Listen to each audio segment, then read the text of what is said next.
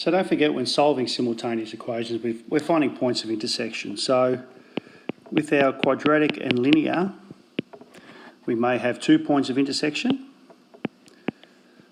like this example here. We may have 1 point of intersection,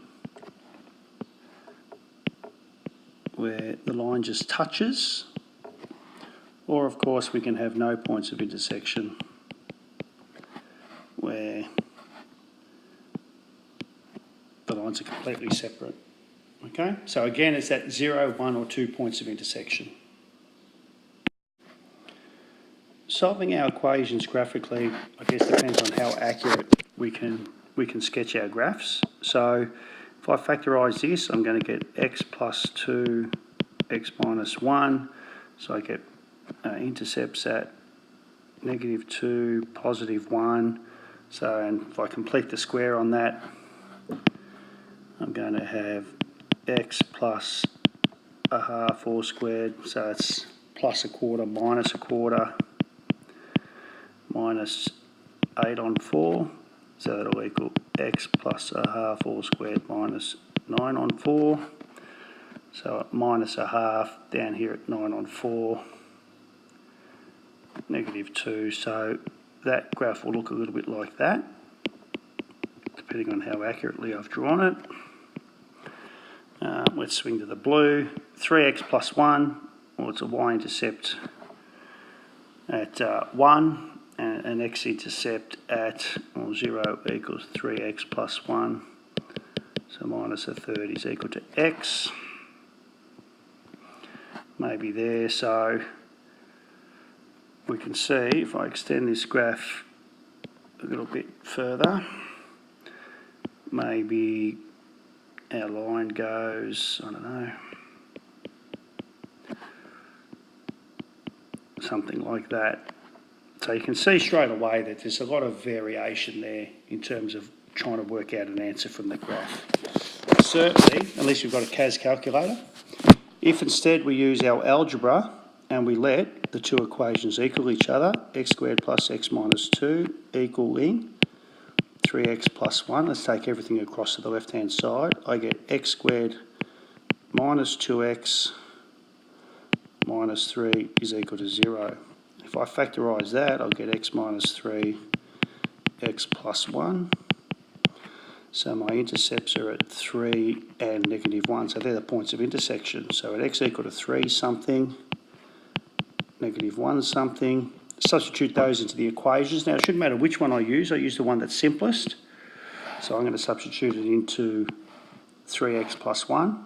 So if x is equal to 3, I get 3 times 3 is 9, plus 1 is 10. And if x is equal to -1, I get -3 plus 1. Whoops. Not too sure what happened there. At -2. So my points of intersection should have been at -1, -2, and the point 310.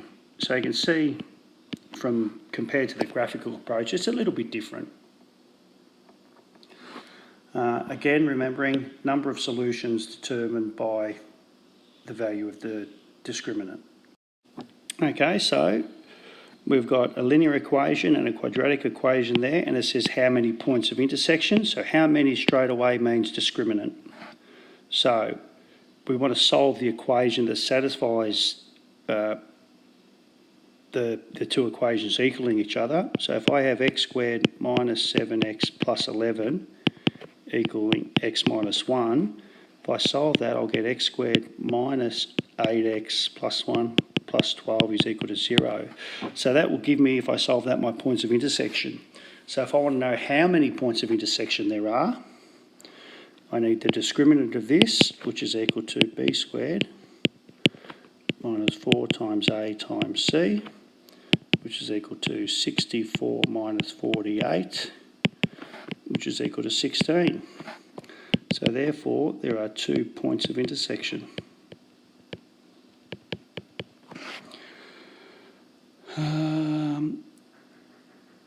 Find the coordinates of the points of intersection by solving the simultaneous equation. So part B wants us to find the points of intersection. So we can see that My discriminant equals 16, which means I should get a square root of 16 in the quadratic formula. So let's do that. Or let's go back and have another look. I want to solve x squared minus 8x plus 12 equal to 0, which means we probably should be able to factorise minus 6 minus 2.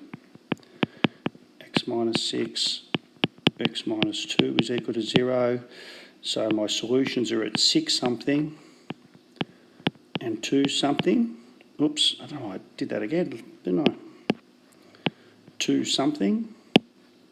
So if I substitute the points back in, so we know that y equals x minus 1, so it's x 6 minus 1 is 5, 2 minus 1 is 1, so there's my points of intersection there. Okay? What's example 7 on about? Find the values of k such that the line with the equation y equals x is a tangent to the parabola with equation y equals x squared plus k. Okay, so a tangent line. Just trying to think if we've spoken about tangent lines before. Tangent line, it means the lines touch. Therefore, there's only one solution or one point of intersection. So really what we're saying is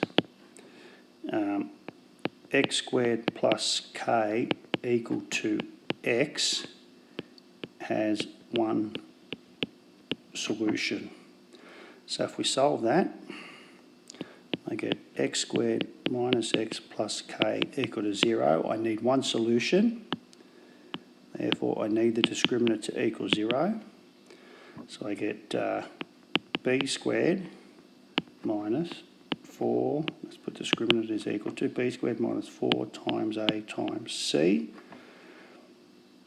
which implies then that the discriminant 0 has to equal 1 minus 4k.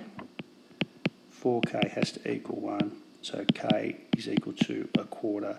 So if k is equal to a quarter, my lines will touch.